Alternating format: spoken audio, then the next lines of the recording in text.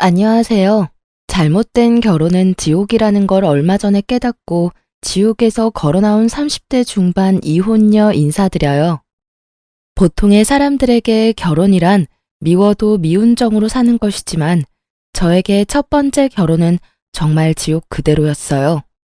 그래서 사연글을 통해 제 전남편과 시모에 대해 폭로해 보려고 해요. 저는 그리 잘 사는 집딸은 아니었어요.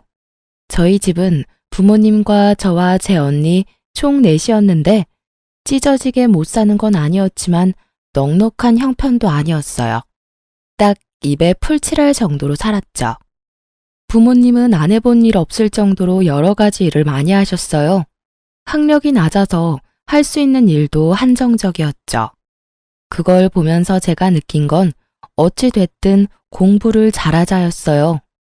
잘해서 부모님 호강시켜드리자. 그 생각으로 악착같이 공부했던 것 같아요.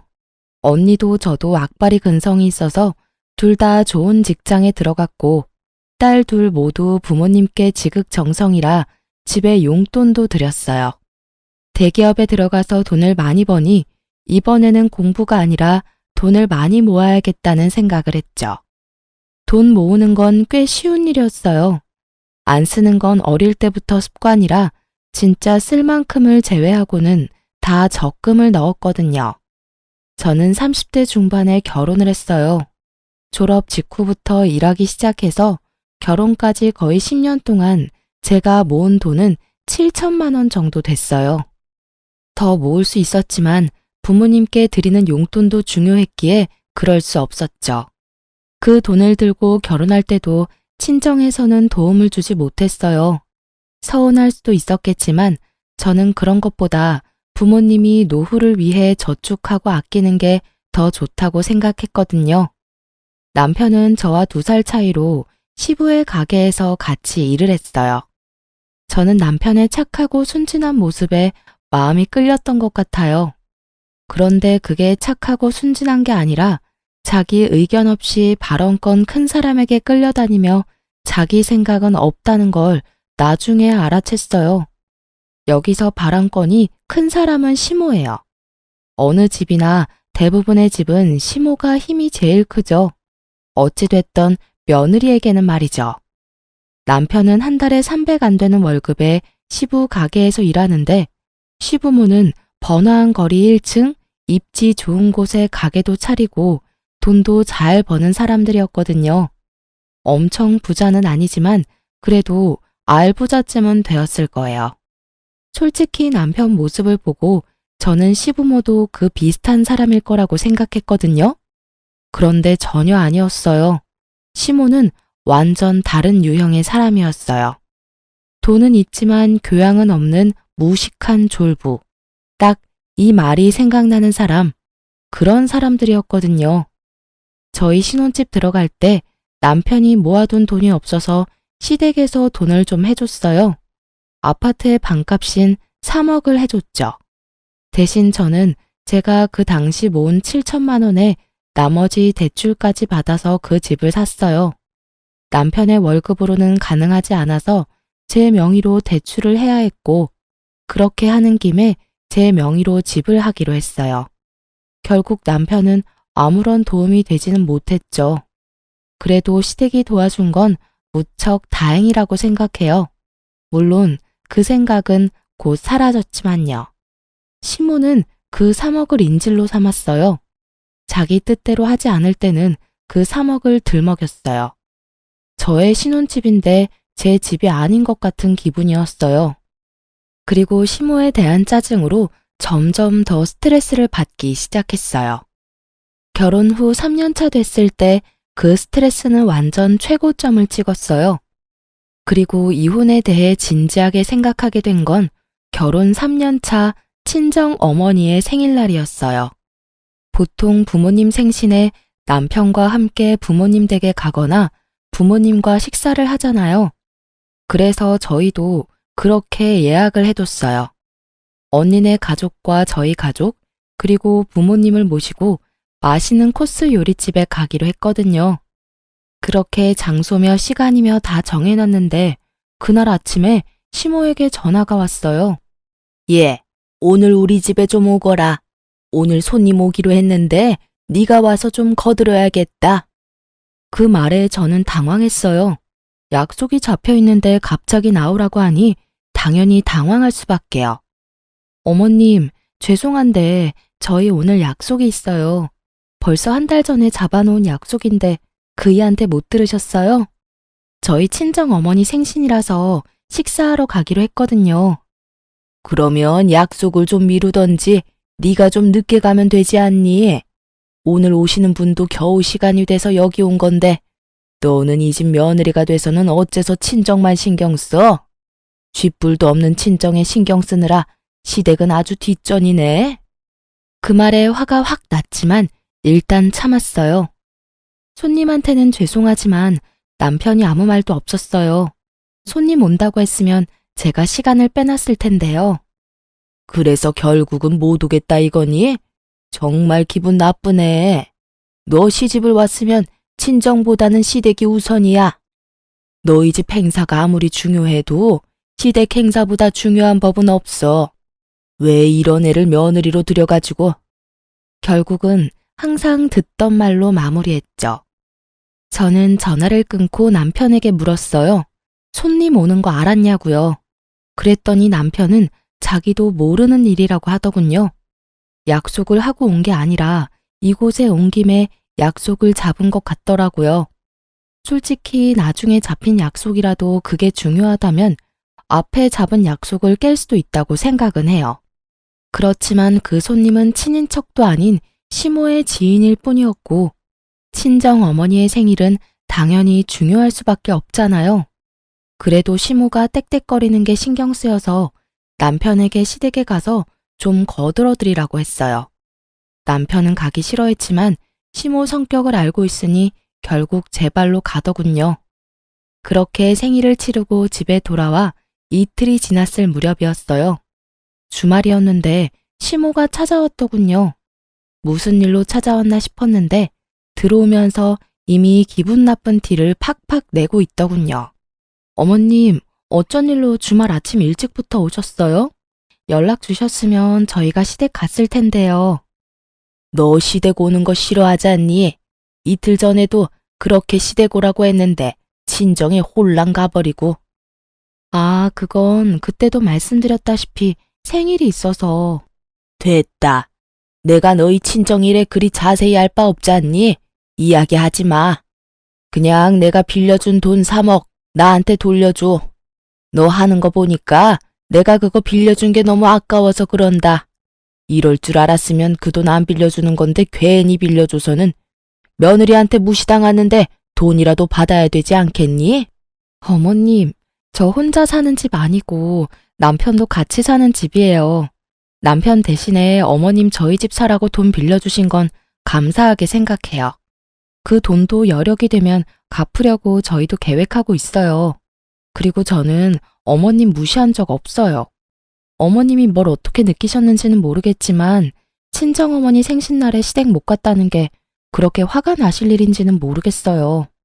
어머님도 친정어머니 생신 겹쳤다고 시댁 제사인데도 친정에 가시잖아요. 저한테 제사 맡겨두시고. 그 말에 시모 얼굴이 순식간에 벌겋게 달아올랐어요. 저는 본 그대로 말했을 뿐이었어요. 물론 여태껏 아무도 지적하지 않았던 걸 지적했을 뿐이죠.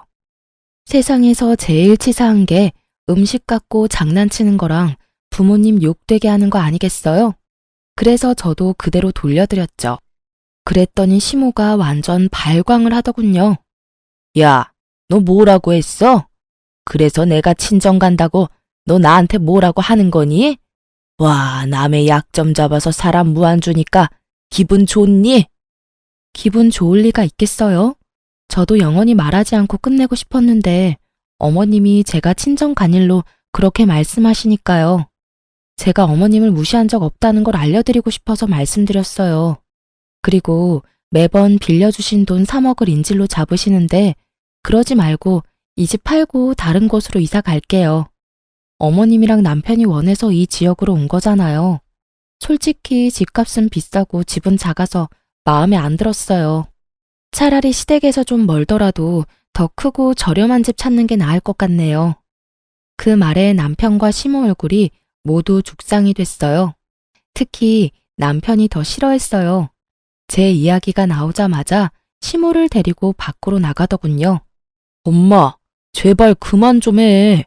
빌려줬으면 그냥 관심 끊고 있어. 우리가 안 갚을 것도 아니고 와이프가 열심히 돈 모으고 있다고. 그리고 엄마도 제사 안 하고 외가에 가는 건 다들 아는 거잖아. 괜히 서로 목에 핏대 세우지 말고 제발 집에 가서 좀 쉬어. 어?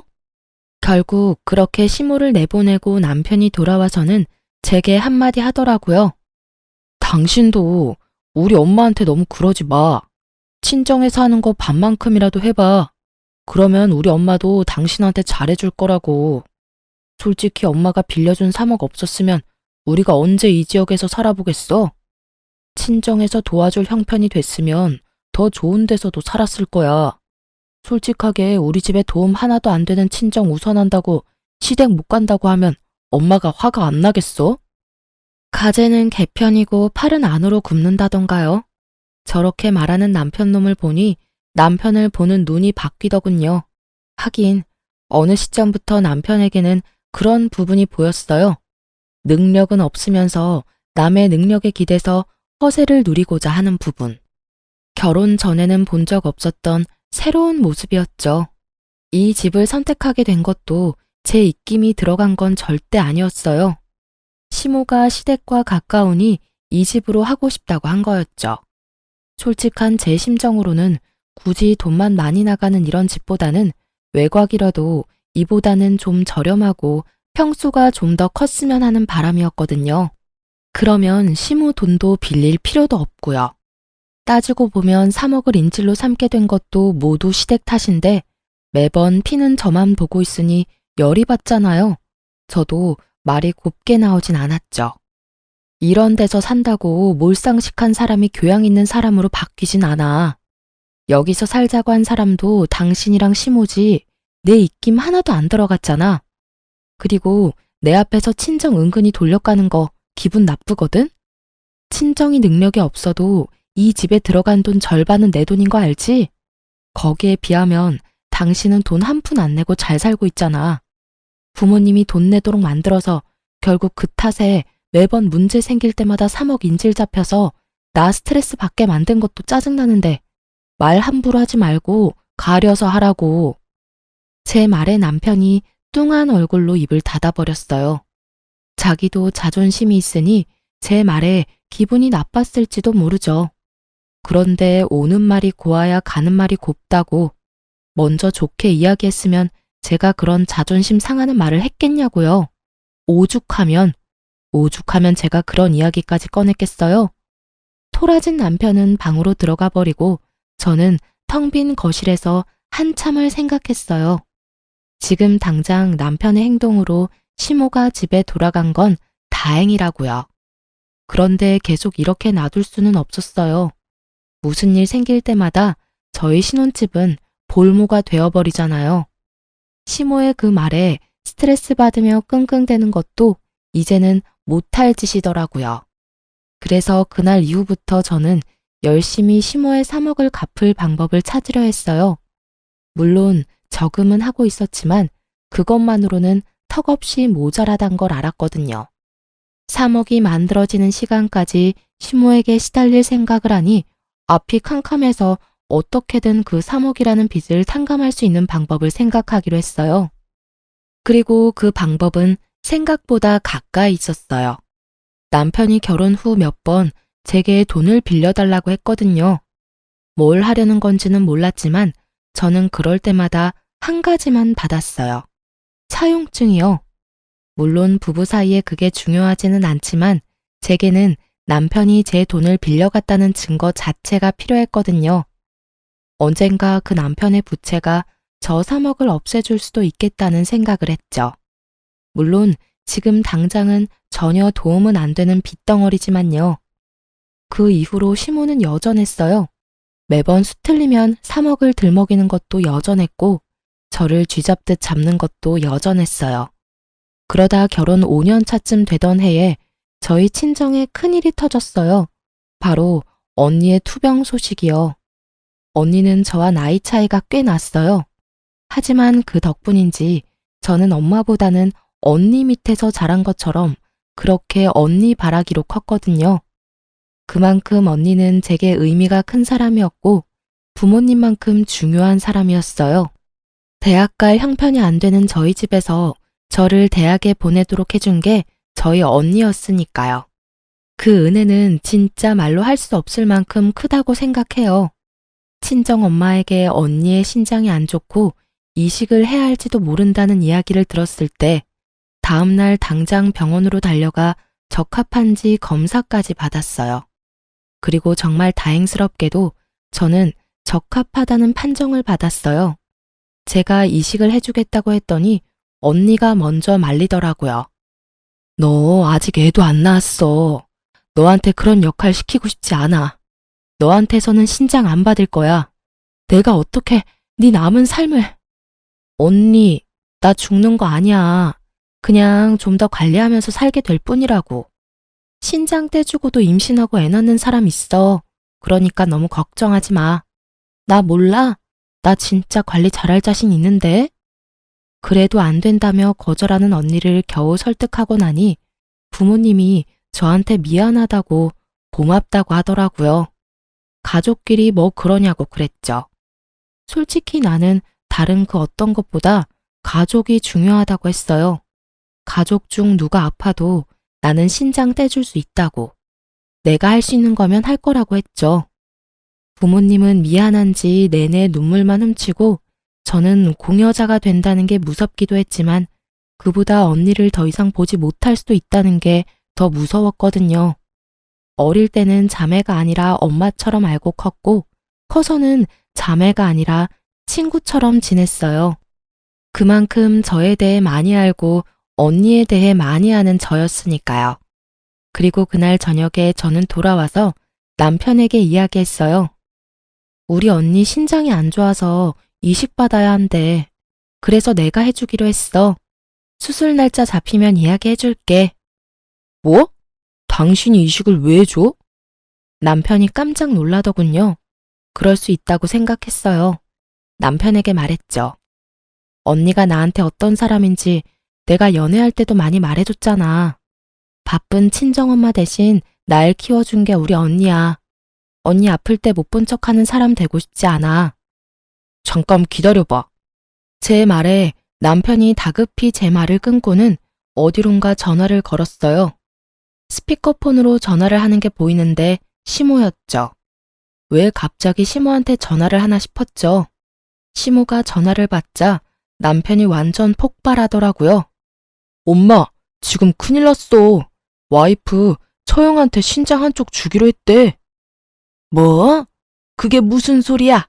당장 며느리 바꿔봐. 스피커로 듣고 있으니까 엄마가 설득 좀 해줘. 갑자기 무슨 신장 이식인지. 저는 남편이 저를 생각해서 제가 신장 이식 공여자가 되는 걸 싫어하는 줄 알았어요.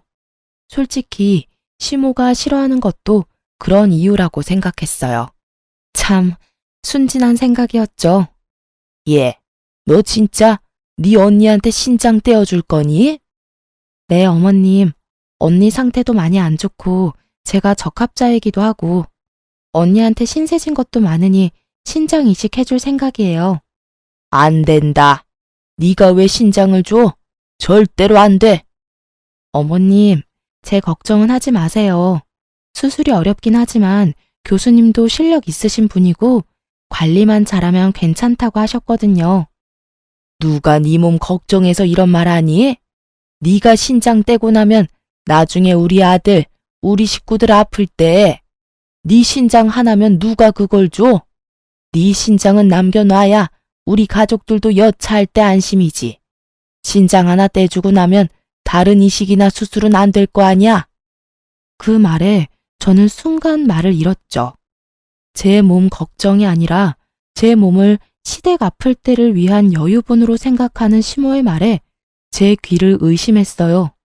며느리가 그런 용도의 사람이 아니잖아요. 그래, 당신 잘 생각해. 솔직히 나는 당신이 공여자 되는 거 싫어. 걱정된단 말이야. 그래도 남편만은 내 몸을 생각해주는구나 싶어서 안심하려던 그때 남편이 말하더군요. 당신 이식 수술하고 나면 살림은 누가 해? 나 혼자서 밥하고 빨래하는 거 나 못해. 당신도 잘 알잖아. 당신이 해줘야 하는 데다가 당신 아파서 쉬면 월급은? 솔직히 당신이 좀 더 버는데 그 월급 없으면 우리 좀 힘들지 않아? 제 몸 걱정이 아니라 지 몸 걱정하는 남편 놈 말에 저는 다시 말을 잃었죠. 친언니가 저한테 어떤 사람인지 남편은 잘 알고 있으면서 제게 그런 말을 하는 거예요. 진짜 남편 놈 머리통 한 대 날리고 싶었어요. 시모는 그 이전의 문제였죠. 정말 대단한 모자지간이라고 생각했어요. 어쩜 둘이 똑같이 몰상식할 수 있는지. 콩콩 팥팥이라고 딱 시모 심은 데 남편 난 거예요. 저는 너무 열받아서 남편에게 말했어요. 내 몸이고 내가 알아서 할 거야. 게다가 어머님도 이상한 말씀 하시네요. 어째서 제가 시댁 식구 아플 때 이식을 해줄 거라는 전제로 이야기를 하시는지 모르겠네요. 제가 주겠다고 언제 계약서라도 썼어요? 그런 건 계약서를 안 써도 당연히 해야 하는 거 아니니? 네 남편이 지금 당장 아프다고 하면 당연히 네가 이식이든 뭐든 해야 하는 거 아니냐고. 물론 부모인 우리들이 아파도 마찬가지지. 며느리가 돼서 그런 건 당연한 거야. 그러니 친정에 신장 이식하는 건 절대 안 된다. 우리는 절대 반대야. 제가 제 가족한테 주는 게 뭐가 문제예요? 어머님, 남편이 아파서 이식할 상황이 왔을 때 제가 상황이 안 되면 시댁 식구 중에 누구 하나가 이식해 주겠죠. 왜 저한테 그걸 다 하라고 하는지 모르겠네요. 장기 맡겨놓으셨어요, 저한테? 아니면 며느리 아주 마음에 들지도 않는데 그럴 용도로 쓰려고 결혼시키셨어요? 시집 온다는 게 그런 거 아니니? 친정보다 시댁이 우선인 게 당연한 일 아니냐고. 너 항상 그런 식으로 삐딱하게 구는데 이번에는 절대로 그냥 못 넘어가. 너 그 이식 아주 하기만 해봐. 두 사람이 뭐라고 반대를 하든 저는 이식할 거예요. 이미 날짜도 다 잡아놨고요. 저는 그렇게 말하고 대화하기 싫다는 듯 집을 나와버렸죠. 저런 인간들을 가족이라고 데리고 있는 제가 너무 불쌍하고 비참하더라고요. 제 가치가 그것뿐이라는 듯 말하는 시모한 남편이 너무 짜증나고 열받았어요. 집에 돌아오니 꼬치꼬치 언제 수술이냐고 묻는 남편에게는 대답조차 해주지 않았어요. 분명히 반대하면서 방해할 게 뻔해 보였거든요. 그리고 제 예상 그대로 시모한 남편은 어떻게 알아냈는지 이식 수술날 집 앞에서 저를 막고 섰어요. 가지마. 너 경고했어.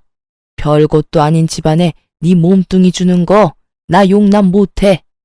그 몸 고스란히 시댁 가족을 위해서 관리나 하라고.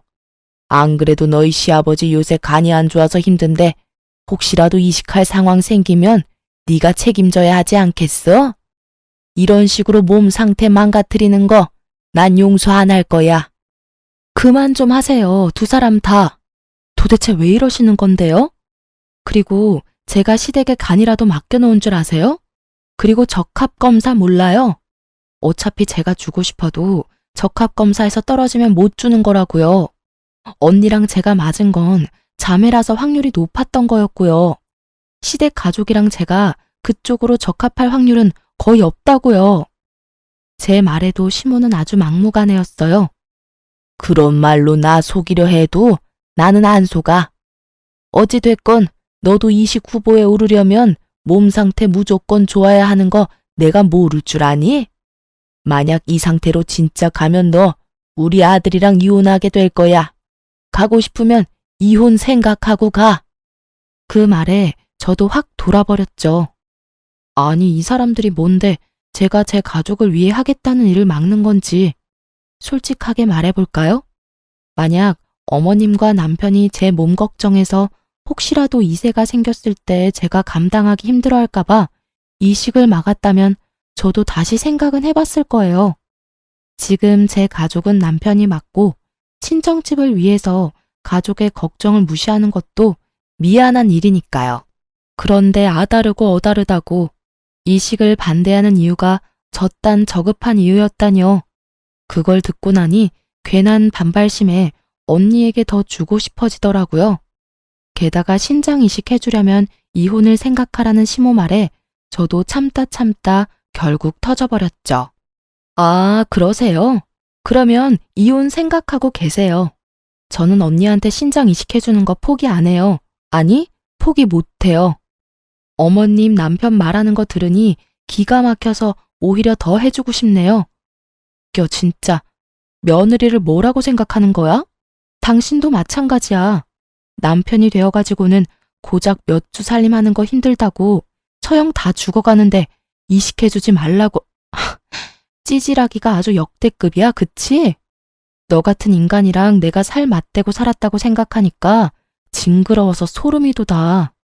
우리 식구들 앞에서는 온갖 착한 척 다 하더니 결국은 제 몸 생각해서 처형 아픈 거 모른 척하는 꼬락선이라니.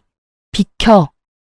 결국은 남편과 시모를 놔두고 빡 돌아버린 저는 거칠게 현관문을 열고 밖으로 나갔어요.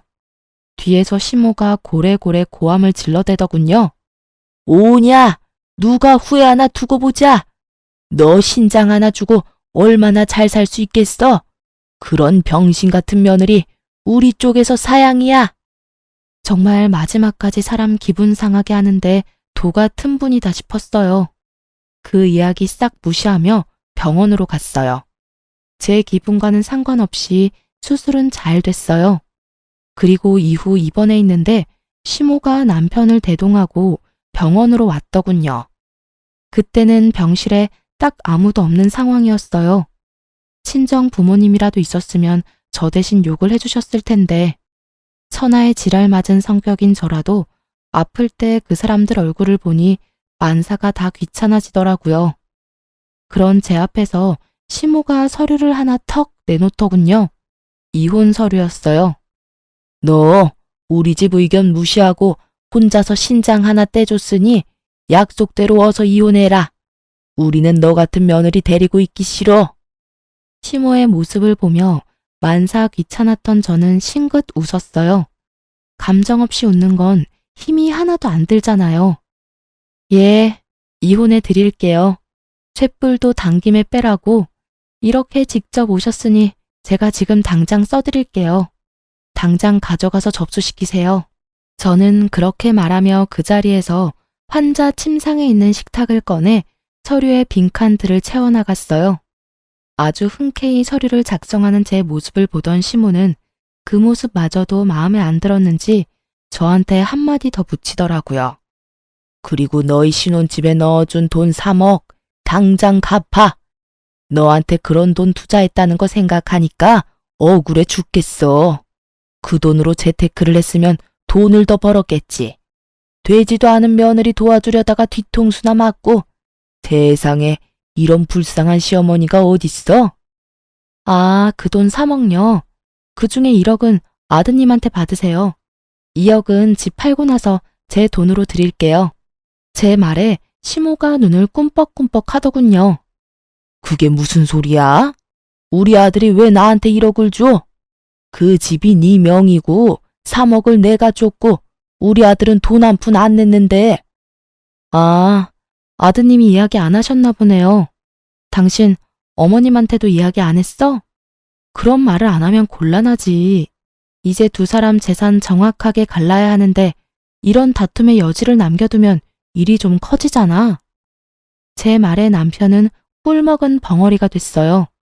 기세 좋게 시모 앞세워 들어올 때는 그런 생각 들지도 않았나 보죠. 당신 집 담보로 돈 1억 빌려갔잖아. 그거 빌려가서 코인 하다가 망해서 다 날렸고. 어차피 지금 당장 돈 없지? 그치만 부부끼리 빌린 돈이고. 부부끼리 빌린 돈이라도 차용증은 썼잖아. 그리고 당신이 내 돈 빌려간 건 사실이고 나는 그거 갚으라고 이야기했어. 그거 갚기 싫으면 당신이 어머님 설득해. 그 빚 제하는 조건으로 2억만 받아가시라고. 그럼 딱 되잖아.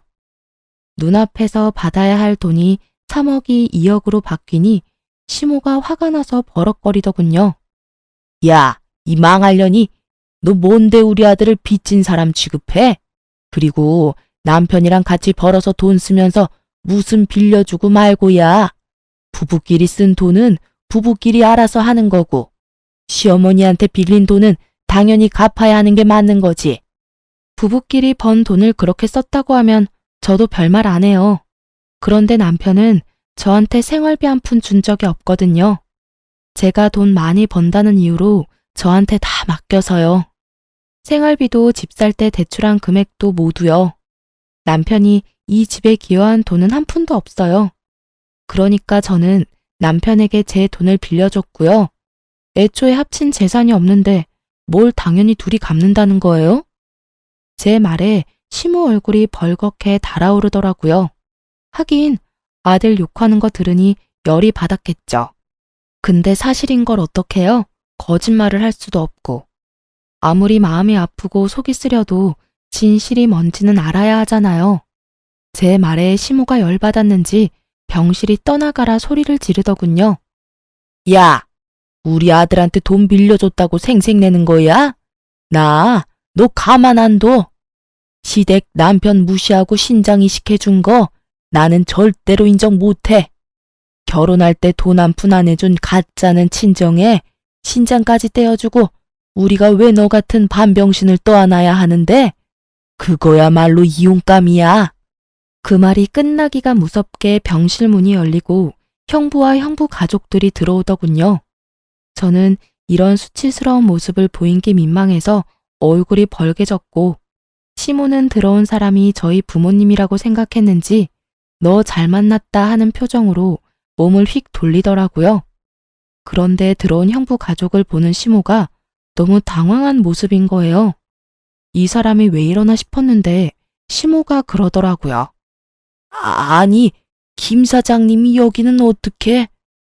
보기 드물게 겸손하고 예의 바른 시모 모습에 저도 놀랐죠. 근데 남편도 똑같이 인사를 하더라고요. 두 사람 모두, 아니 저까지 세 사람 모두 어리둥절한 표정이었죠. 병원에 왜 왔겠습니까? 아픈 사람 병문안 왔죠. 저희 며느리 구해준 은인 보러 왔는데 여기서 보게 될 줄은 몰랐네요. 며느리요? 설마?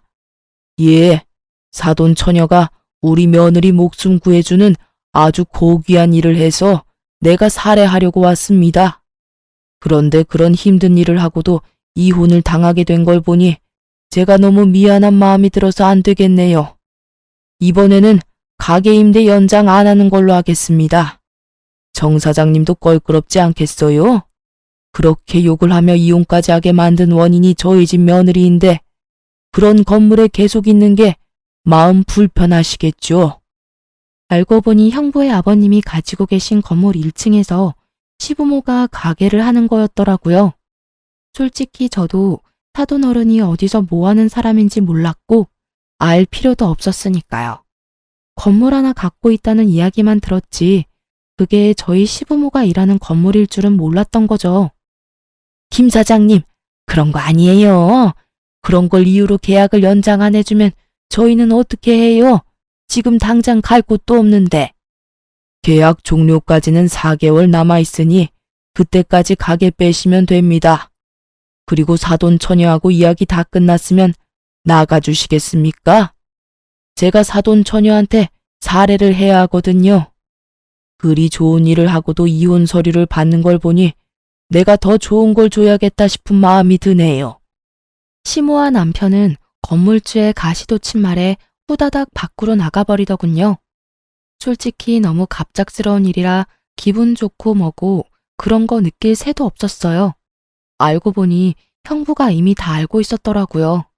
저희 시댁에서 제가 신장 이식하는 거 싫어하는 걸요. 그것도 시댁을 위해서 하지 말라고 했다는 것까지요. 형부도 시댁에서 제 몸 생각해서 충분히 그럴 수 있다면서 저에게 끝까지 이식하지 말라고 했었거든요. 그런데 제가 진실을 이야기해줬죠. 그 이야기 듣고 형부의 벙찐 얼굴을 보니 민망하기도 하고 웃기기도 하고 그랬어요. 다른 사람들이 보기에는 정말 비정상적인 심오한 남편이구나 싶었거든요. 결국 형부도 엄청 화내줬어요. 사돈 처녀, 너무 고맙네. 우리 손주가 4대 독자야. 그런 소중한 손주 낳아준 며느리고 그만큼 손주에게는 너무나 사랑하는 엄마이고 아들에게는 너무나 사랑하는 아내지. 그런 며느리를 잃으면 우리 집안 전체가 너무 힘들었을 거야. 그래도 사돈 처녀가 너무 감사한 마음으로 며느리를 살리게 해줘서 내가 너무 감사하네. 평생을 관리하며 살아야 할 사돈 처녀한테 내가 정말 뭐라도 꼭 해주고 싶은 기분이야. 별 말씀을요. 사돈 어른께 저희 언니가 소중한 며느리이듯이 저한테는 소중한 언니잖아요. 저를 위해 젊은 시절을 희생한 언니를 위해서 이 정도도 못하면 안 되죠. 제가 하고 싶어서 한 일이니까 정말로 신경 안 쓰셔도 돼요. 사실은 밖에서 무슨 일이 있었는지 다 들었는데 그 집에 2억을 줘야 한다 하지 않았나? 아, 저희 신혼집 살 때 시어머니가 3억을 해주셨거든요. 남편이 저한테 1억 빌려가서 2억만 갚으면 돼요. 그래, 그럼 내가 그 2억을 사돈 처녀에게 주지. 그렇게 큰 돈은 받을 수 없어요. 돈 받으려고 한 일도 아니고. 그건 내가 잘 알지. 그렇지만 사돈 처녀가 지금 곤란한 것도 잘 알지. 지금 그 집 팔면 손해야. 그러니 내가 2억을 줄 테니 그걸로 그 시댁이나 얼른 떼어버려. 인간 안 되는 사람들이야. 어떻게 신장 이식해준 며느리한테 그런 막말을 해. 그런 사람들하고 같이 있을 필요가 없어. 부동산으로 성공한 사람이 그리 말하니 괜히 신뢰도가 확 올라가더군요. 그리고 형부도 제게 그 돈 꼭 받아달라고 신장 이식 때문에 주는 게 아니라 이식을 안 해줬더라도 처제가 힘들다고 했으면 빌려줬을 돈이라고 하더군요. 그래서 저는 감사하게 그 돈을 받았어요. 그리고 며칠간 조리를 하고 퇴원했어요. 집에 갔더니 남편 놈과 시모, 시부까지 싹 다 모여 있더군요. 여기서 뭐 하세요? 어머님한테 어제 2억 붙여서 저희 이미 계산 다 끝난 걸로 아는데 무슨 할 이야기 더 남으셨어요? 제 말에 시모가 아닌 시부가 답하더군요. 아가, 너희 시어머니가 너한테 무슨 짓 했는지 내가 다 들었어. 나는 정말로 그 옆에 내가 그런 짓 할 거라는 거 생각도 못했어. 일하느라 바빠서 집안일은 다 맡겨놔서 잘한다고 생각했지. 설마 너한테 그런 짓을 할 줄은 정말 미안하다. 당신도 어서 사과해. 내가 왜 사과를 해요? 내가 못할 말한 것도 아닌데. 당신도 여기 와서 며느리한테 이러는 거 부끄럽지도 않아요? 다른 데 가서 장사 잘하면 되지 굳이 왜 거기서 해야 되는데요? 왜 가게 입지 때문에 내가 며느리한테 사과까지 해야 하냐고요? 딱 보니 견적 나오더군요. 시부는 건물주의 계약 연장 불가 통보를 받고 화가 나고 당황해서 제게 찾아와 그걸 좀 어떻게 해달라고 제게 부탁이라도 해볼 심산으로 온 거였더라고요. 그런데 시모는 자기들이 번 돈이 얼만데 다른 데 가서 해도 그만큼 버니 굳이 며느리한테 사과할 필요 없다는 생각인 거고요. 당신 진짜 이동한다고 다 잘 된다는 보장이 어딨어? 애초에 당신이 며느리한테 그런 짓만 안 했어도 우리한테 문제가 생길 일은 없지. 여기 입지가 얼마나 중요한 곳인데 장사의 장자도 모르는 당신이 뭘 안다고 이 난리야? 여기서 이러시지 마세요. 저는 어머님한테 돈 2억 드렸고 여기는 이제 제 집이에요. 그러니까 초대 안 한 분들 다 나가시고요. 특히 당신 당장 짐 싸서 시댁으로 가. 꼴도 보기 싫으니까. 버럭하는 제 목소리에 남편과 시부모는 결국 제 집에서 나갔어요. 제가 사과를 받아주던 받아주지 않던 사돈 어른께서는 계약 연장 절대 안 된다고 말씀하셨으니 그 부분은 본인들이 책임져야 하는 거잖아요. 제가 부탁한다면 들어는 주시겠지만 제가 왜 그런 부탁을 해요? 그 사람들 뭐가 좋아서요? 결국 그렇게 저는 이혼하고 자유의 몸이 되었죠. 하지만 그것도 정말 잠시였어요.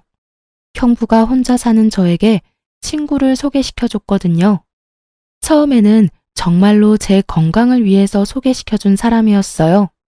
괜찮다고 하는데도 형부는 제 몸 건강을 엄청 신경 썼거든요. 그러면서 친구 중에 의사가 있는데 그 친구가 잘 봐줄 거라며 소개해줬어요. 저는 정말 남녀로 만난 게 아니라 의사와 환자로 만났는데 결국은 만난 지 2년 안 되는 시점에 재혼까지 하게 되었어요. 저희가 결혼할 때 형부가 더 좋아해줬어요. 그 정도로 형부가 저희 둘을 신경 많이 썼다는 증거겠죠. 그렇게 재혼하고 몇 년 안 돼서 친정아버지를 데리고 남편 병원에서 진료를 보려고 기다리고 있었어요. 그런데 거기서 의도치 않게 전 시모를 만난 거예요. 솔직히 전 시모가 사는 동네 근처라 언젠가는 마주칠지도 모르겠다 생각은 했는데 재혼한 남편 병원에서 마주치니 당황스럽더라고요. 그런데 시모는 대뜸 저희를 보더니 비웃더라고요. 그래, 우리 말 안 듣고 신장 하나 떼어주고 나니까 골골거리지? 그럴 줄 알고 우리가 너 말린 거야. 혼자서 다닐 수도 없어서 부모까지 대동하고 다니기는. 아주 잘 됐네. 몸 다 망친 거 보니. 우리만 망한 게 아니라서 속이 다 시원해. 어찌나 고소한지. 너 잘 사는 꼴 봤다면 내 억장이 다 무너졌을 거다. 거 봐라. 내가 주지 말라고 했을 때 주지 말았어야지. 뭐가 대단하다고 이혼까지 하고. 네가 뭔데? 너 따위가 뭔데 우리 아들을 이혼남으로 만들어? 누가 누굴 이혼남으로 만들었다고 저러는지. 이혼 서류 가져와서 눈앞에 들이댄 것이 본인이라는 걸 기억 속에서 까맣게 잊으셨나 보더라고요. 그 말에 제가 발끈해서 한마디 하려는데 아버지가 말리더군요. 하하, 걱정해줘서 고맙습니다. 그런데 우리 딸은 아픈 게 아니고 제 건강검진을 위해 병원까지 같이 따라와 준 겁니다. 그리고 이 병원도 남의 병원은 아니고요. 우리 사위가 여기서 일해요. 이전에 사위가 돈 한 푼 벌어다 주지도 않고 비트코인인가 뭔가로 마누라한테 빌린 돈만 날리는 무능력한 남자였던지라 이혼하고 의사 사위랑 재혼하게 돼서 너무 다행이지요. 뭐라고요? 이 양반이 정신이 나갔나? 어디서 남의 아들한테 무능력하다 어쩌다 말이 많아요? 진짜 명예훼손죄로 한번 감옥에 들어갔다 나와 볼래요? 시모가 소리치는데 의사 가운 입은 지금의 남편이 저와 아버지에게 다가왔어요. 장인어른, 오래 기다리셨죠? 이제 곧 들어가시면 될 것 같은데 혹시 이분은 아는 분이신가요? 그냥 지나가는 아줌마인데 우리한테 아주 악담을 퍼붓지 뭔가. 우리 딸한테 막말을 해서 내가 좋게 다이르고 있던 중이지. 내가 저 아줌마를 잘 알거든. 얼마 전에 가게도 망하고 자식 농사도 망했거든. 그래서 마음이 많이 아픈 사람이야. 아버지의 그 말에 저는 웃지도 못하고 시모는 얼굴이 달아올라서는 입만 달싹거리다가 결국은 찍소리도 못하고 도망쳐버리더군요. 2번 다시 남편 병원은 오지 않을 것 같더라고요. 친정아버지는 시모에게 한 방 먹인 게 기분이 좋았는지 검사받는 내내 허허거리시고 저는 시모의 그 도망치듯 떠나는 모습이 떠올라 솔직히 속이 시원했어요. 이혼하고 나서 자유의 몸이 된 게 너무 즐거웠지만 한편으로는 걱정도 많이 했어요. 건강 상태가 나쁜 상태로 이혼을 진행했어야 했고 혼자 집에 있는 것도 힘들었어요. 하지만 다른 가족들이 정말 잘 도와줘서 이혼도 건강도 잘 정리된 것 같아요. 자존심 때문에 혼자서 모든 걸 하려고 했다면 결국 망하는 건 저였을지도 모르죠. 그렇지만 주변의 도움을 많이 받을수록 점점 저는 더 평온하게 살 수 있게 됐어요. 지금의 남편과 언니, 형부에게 너무 고마워요. 그리고 돈 빌려준 걸로 사람을 매번 괴롭히는 전 시모와 돈 한 푼 안 주면서 시모 능력에 빌부터 뭐든 자기 위주로 생각하는 전 남편과 손절한 게 다행이었죠. 지금도 그때를 생각하면 열이 확 오를 때도 있어요. 그걸 참고 살았다면 제정신으로 살지 못했을 거라는 생각도 많이 들 정도예요. 이혼은 가볍게 결정할 일은 아니에요. 그렇지만 내 남은 인생을 어떻게 사는지를 결정하는 일이긴 하죠. 결혼이 인생의 가장 중요한 선택이듯 이혼도 남은 인생을 어떻게 보낼 수 있을지를 선택하는 중요한 분기점이 될 수도 있어요. 글을 쓰면서 많은 생각이 교차했지만 결국에는 이혼은 참 잘했다 싶어요. 마음이 편안하다는 건 그 무엇보다 중요하거든요. 남들 눈에는 별거 아닌 일들이 제게는 너무도 힘들고 큰 일이었듯 어떤 이유로 이혼하든 그것은 그 사람에게는 아주 큰 이유가 있는 거라고 생각해요. 이혼 전에는 그런 생각 못 했거든요. 경험하고 나서야 보이는 것들이 또 있는 것 같아요. 쓰다 보니 글이 길어지게 됐네요. 읽어주신 분들 감사합니다.